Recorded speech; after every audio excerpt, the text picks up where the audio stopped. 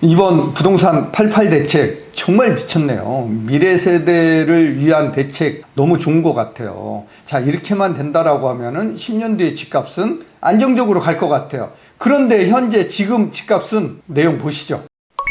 안녕하세요. 이번 주 영상은 국민 주거 안정을 위한 주택 공급 확대 방안, 정부의 이제 88 대책이 나왔잖아요. 여기에 대해서 살펴보도록 하겠습니다. 일단 추진 방향을 보면은요, 안정적 주택 공급을 확신할 수 있는 실천적 방안을 통해 우량주택 공급을 확대하고 국민 주거 안정을 실현하겠다라는 게 정부의 방침입니다. 여기 보면은 이 제도 중에서 도심 내 아파트 공급 획기적 확대 내용을 보면은 정비사업 속도 내고 부담 경감 시켜주겠다. 그래서 이렇게 되면은 도심 내 아파트 신축 공급이 이제 가능해지게 될 것 같아요. 그런데 이게 단기적으로는 주택 공급이 되는 게 아니기 때문에 장기적으로 중장기적인 대책으로서는 아주 좋은 제도다, 이렇게 보면은 될 것 같아요. 두 번째는 빌라 등 비아파트 시장 정상화. 이게 정상화가 되기는 쉽지 않아 보이는데, 지금 현재 전세 사기 여파로 인해서 아파트 수요자가 늘고 있고 비아파트에 거주하는 사람들이 대거 이제 아파트로 이동하고 있는 추세인데, 이게 이제 좀 걸림돌이 되는데, 양질의 좋은 비아파트를 좀 매수를 해서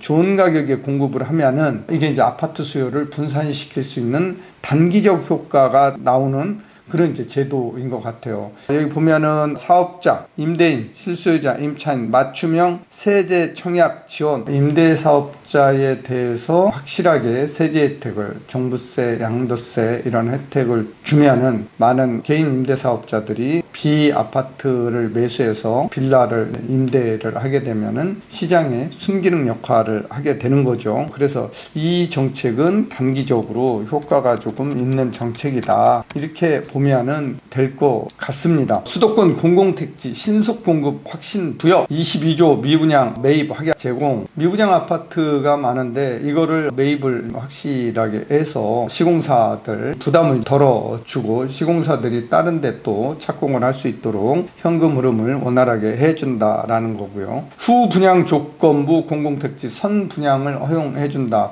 요건 시공사 입장에서는 되게 좋은 거죠. 자, 그런데 이제 이런 것들이 지금 당장 시장에는 영향을 미치지는 않는다, 이렇게 보면 될 것 같고요.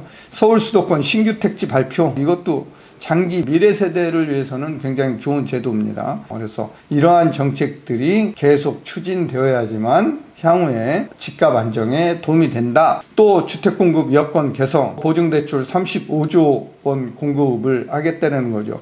CR리츠 활성화 등 지방 미분양 해소. CR리츠에서 이거를 이제 매수한다라고 해서 미분양이 해소된다라고 보지는 않아요. 매수한 거를 CR리츠에서 또 임대를 놓거나 또 이걸 이제 매각을 해야 되는데, 지금도 안 되는데 CR리츠를 통하면은 이게 매도가 또 임대가 더 잘 될까요? 그렇지는 않을 것 같아요. 그래서 이런 방안들이 지금 88 대책에 담겨져서 나왔는데, 우리가 여기에서 단기적으로 주목해야 될 것은 이 아파트 부분에 대해서 세제 강화 등 이런 거는 좋은 단기 정책으로 볼 수 있을 것 같습니다. 미래 세대를 위해 서울과 서울 인근 그린벨트 등을 활용하여 합리적 가격의 주택 공급을 추진하고 토지 이용 효율성 제고 등으로 주택 추가 공급하겠다. 진짜 이건 미래 세대를 위해서는 좋은 정책입니다. 그런데 단기적으로 지금 시장 가격이 일부 지역에서는 휴화산에서 활화산으로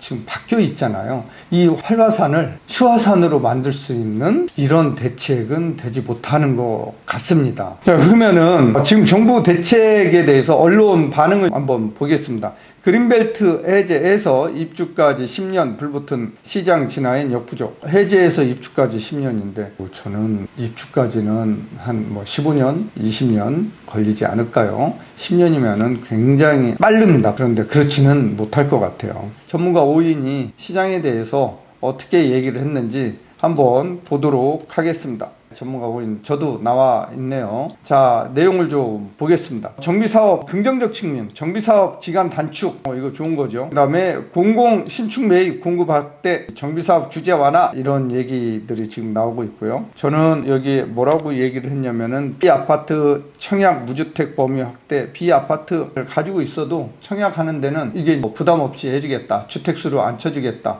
또 세제 완화해 주는 거, 양도세, 종부세, 이거 비과세 혜택 주는 건 좋다, 이런 얘기고요. 보완 필요한 분야, 공사비 갈등 해소책, 임대차 입법 폐지로 이제 보완을 좀 해야 될 것 같고요. 제초안 폐지 등 법 개정이 시급, 정비사업 임대주택 매입자에 대해서 이제 혜택 주자, 이런 얘기가 나와 있고요. 그린벨트 효과는 단기적 집값 안정 불가, 10년 이상 소유되는 만큼 단기 효과 미비, 그 다음에 강남권 집중할 경우 집값 안정 효과, 강남권의 그린벨트를 풀면은 이제 서초 강남, 자곡동, 유련동, 세곡동, 원지동, 이런 지역이 강남 서초에 돼 있는데, 또 송파구에 이제 방이동, 하남하고 인접해 있는 이런 지역들을 해제를 한다라고 하면은 효과는 있겠죠. 근데 이게 이제 시간이 오래 걸린다라는 거죠. 그래서 이번 대책의 전문가들이 보는 시각은 단기 효과는 그렇게 크지 않다, 중장기 정책으로는 좋다,